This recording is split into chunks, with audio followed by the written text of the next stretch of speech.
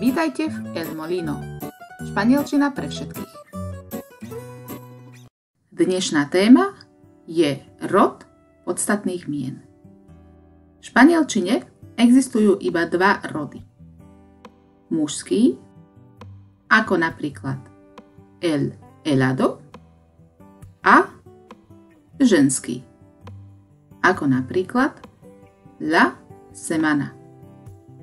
Dnes si ukážeme podstatné mená vecí. Podstatné mená vecí, ako sú predmety, pojmy, pocity. Podstatné mená opisujúce veci sú vždy iba jedného rodu. Jedny sú vždy iba mužské a druhé sú vždy iba ženské. Mužský rod.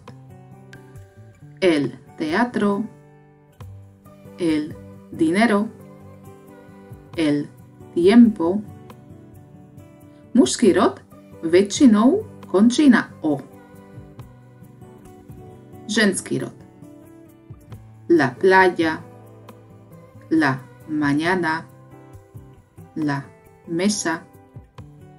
Ženský rod väčšinou končí na a. Toto je všeobecné pravidlo určovania rodu.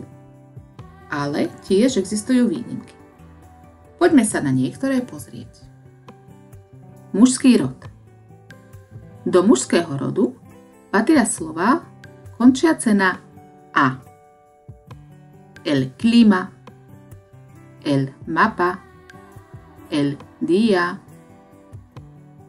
Do mužského rodu tiež patria slová končiace na ema alebo oma, ktoré pochádzajú z gréčtiny.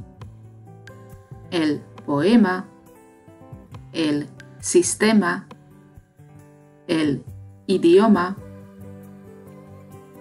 Slová končiace na aje. El garaje, el masaje, el viaje.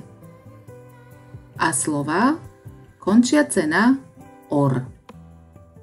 El amor, el error, el sabor. Ženský rod. Do ženského rodu patria slová končiace na o. La mano, la foto, la moto. Do ženského rodu tiež patria slová končiace na sion alebo sion. La canción, la celebración, la profesión. Slová končiace na tad alebo dad. La ciudad, la libertad, la amistad. A slová končiace na es. La timidez, la niñez, la rapidez. Existuje však veľa slov, ktorých rod sa nedá vedieť podľa tvaru slova. Ako napríklad mužský rod. El café, el pie, el árbol. Ženský rod. La llave, la noche, la cárcel. Nezabudni, že na určenie rodu môžeš vždy použiť slovník.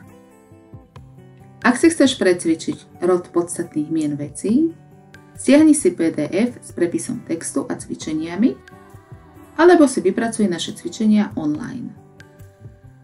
Na našej stránke www.elmolino.sk nájdeš mnoho ďalších videí a praktických cvičení zo španielčiny. Nezabudni sa prihlásiť na odber našich ďalších videí.